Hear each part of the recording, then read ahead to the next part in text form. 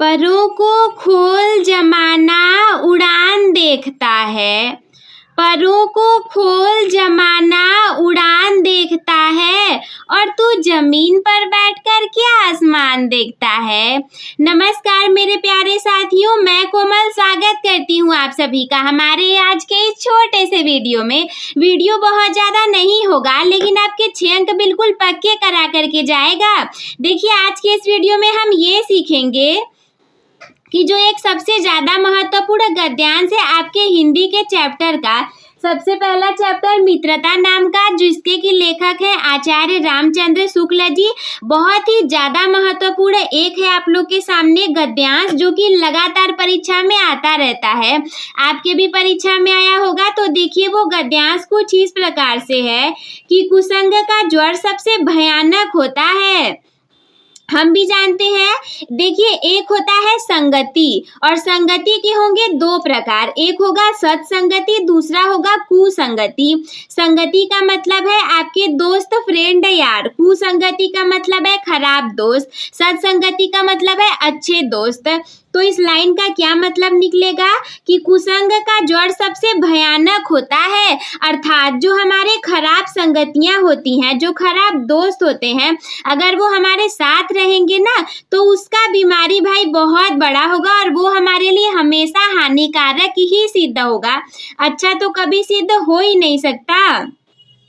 Chapter का नाम ही है मित्रता, यानी कि फ्रेंडशिप, यानी सारी चीजें हमारी फ्रेंडशिप से रिलेटेड रहेंगी। अरे आज के समय में हमें हमारे दोस्त बड़े प्रिय लगते हैं। भाई वो मेरा दोस्त है, कुछ हो गया तो चलो सबसे पहले कोई दूसरा उसको मार दिया, जा करके मारने लग जाएंगे। तुमने उसे क्यों मार दिया, वो मेरा दोस्त है, पहले मारो, उसके बाद जो होगा देख लिया जाएगा।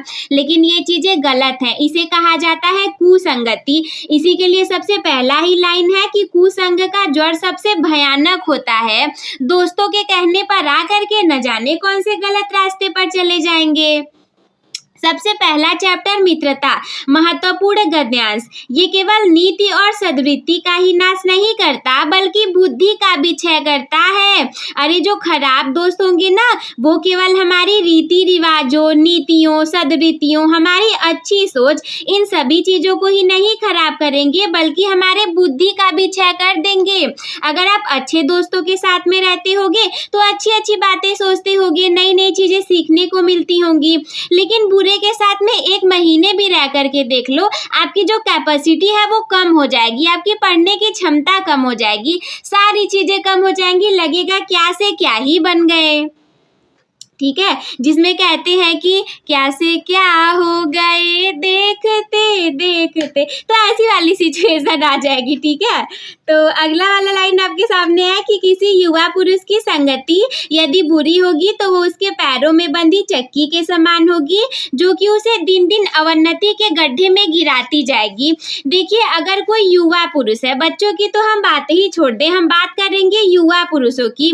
अगर संगति बुरी निकल गई तो वो उसी प्रकार से होगी जैसे कि किसी इंसान के पैरों में बंधा कोई बहुत बड़ा सा पत्थर हो, और दिन दिन उसे खराब रास्ते पर ले जाता जाए, आगे उसे बढ़ने ही न दे, अवनति के गड्ढे में गिराता जाए। और दूसरी तरफ यदि अच्छी होगी तो सहारा देने वाली बाहु के समान होगी, जो कि उसे निरंतर उन्नति की ओर उठाती जाएगी। अगर अच्छी हो गई तो हमें तो आगे जाना ही है। सब कहते हैं ना कि हम सफल हो गए, देखो हमारे इस दोस्त की वजह से, हमारा ये दोस्त हमारे साथ में था। तो अगर अच्छे दोस्त रहेंगे तभी तो आप कह पाएंगे, वरना कहना पड़ेगा कि भाई मैं असफल हूँ, तेरी वजह से, चल जा यहाँ से, निकल जाना। तो देखिए, ये हमारा गद्यांश हो गया, बहुत महत्वपूर्ण था। सबसे पहला प्रश्न इसमें है कि उपर्युक्त गद्यांश का संदर्भ लिखिए। सबसे पहले आप इसमें जो भी प्रश्नोत्तर संख्या रहेगा आप डाल दीजिए, और जहां से जहां तक है कुसंग के ज्वर से लेकर के उठाती जाएगी तक संदर्भ लिखिए। प्रस्तुत गद्यांश आचार्य रामचंद्र शुक्ल द्वारा लिखित एवं हमारी पाठ्य पुस्तक हिंदी के गद्य खंड में संकलित मित्रता नामक निबंध से अवतरित है। तो संदर्भ आप कुछ इस प्रकार से लिख देंगे। दूसरा है कि रेखांकित अंशों की व्याख्या कीजिए। रेखांकित अंश हमने आप लोग के सामने पढ़ दिया, समझा भी दिया, एक बार फिर से पढ़ करके हम इसकी पूरी व्याख्या कर देते हैं। कुसंग का ज्वर सबसे भयानक होता है। ये केवल नीति और सद्वृत्ति का ही नाश नहीं करता बल्कि बुद्धि का भी क्षय करता है। यदि किसी युवा पुरुष की संगति बुरी होगी तो वो उसके पैरों में बंधी चक्की के समान होगी, जो कि उसे दिन दिन अवनति के गड्ढे में गिराती जाएगी, और यदि अच्छी होगी तो सहारा देने वाली बाहु के समान होगी, जो कि उसे निरंतर उन्नति की ओर उठाती जाएगी। रेखांकित अंश पूरा था, तो आप भी हेडिंग डालिए रेखांकित अंश की व्याख्या और लिखना इसमें शुरू करिए। कुछ इस प्रकार से लिखिए कि लेखक कहते हैं कि बुरी संगति घातक बुखार के समान हानिकारक होती है। जिस प्रकार से भयानक बुखार व्यक्ति के केवल स्वास्थ्य का ही नाश नहीं करता बल्कि कभी कभी उसके प्राण भी ले लेता है, उसी प्रकार से बुरी संगति हमारा सब कुछ जैसे कि नैतिकता, सदाचार, मन और बुद्धि का भी नष्ट कर देती है, हमारे बुद्धि को भी क्षय कर देगी। जिस प्रकार से पैरों में बंधा हुआ भारी पत्थर किसी युवा पुरुष को आगे नहीं बढ़ने देता बल्कि उसे गिरा देता है, ठीक उसी प्रकार से कुसंगति से मनुष्य का सदैव पतन होता है। और यदि हमारी संगति अच्छी होगी तो वो हमें दिन प्रतिदिन उन्नति के पथ पर आगे बढ़ाती जाएगी। तीसरा है कि उपर्युक्त गद्यांश में लेखक हमें क्या संदेश देना चाहता है।